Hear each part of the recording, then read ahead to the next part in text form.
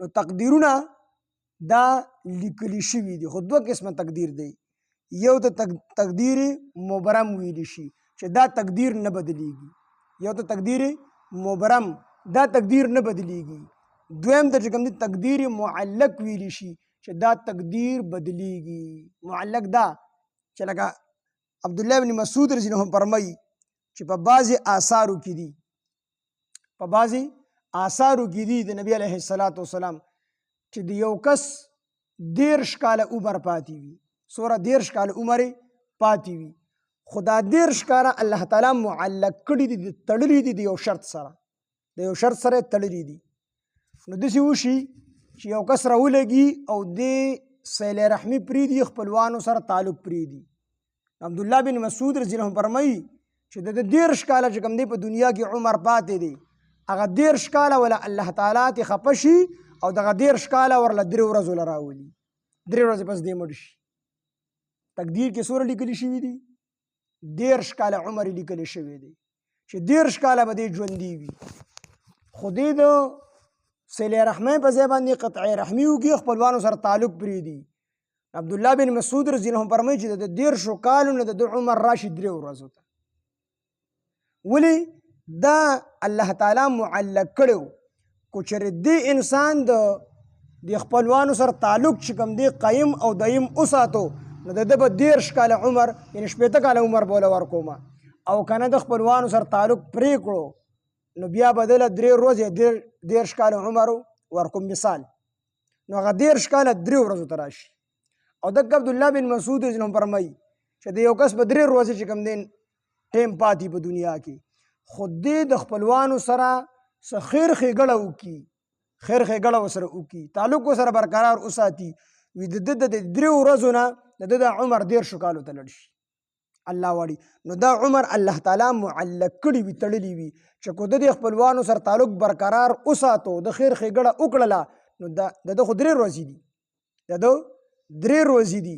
خو کو د 3 ورځې ژوند پاتې دی خو کو چېرې د خپلوانو سره ښېګړه وکړن دا 3 ورځې به وله بیا 13 کاله کم او که نه خپلوانو سره تعلق پرېښود نو بیا به وله دا 13 کاله 3 ورځې کمه نو دا تقدیر معلق دی نو دا تقدیر معلق دا بدلیږي او تقدیر مبرم دا دی چې الله تعالی ته پته ده چې دی به د خپلوانو سره تعلق پرېږدي نو د الله په علم کې ده چې دی به دا تعلق پرېږدي د ده دا 13 کاله به روانېږي او 3 ورځو ته به راځي دا تقدیر مبرم دی الله تعالی په علم کې چې دشي به کېږي دې کې بدلون نه راځي د دې وجې نه په دعا باندې تقدیر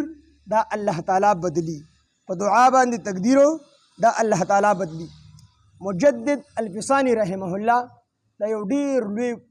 اوچت عالم تېر شوی دی مجدد الفسانی رحمه الله دا دغه د اکبر بادشاه په دور کې تېر شوی دی چې کله هغه قانون جوړ کړو دین الهي په هغې کې قسم قسم خرافات لیکلي په دین الهي کې بادشاه ته سجده چې کوم دی هم جایز کړې وه ډېر لوی خرافات یې پکې لیکلي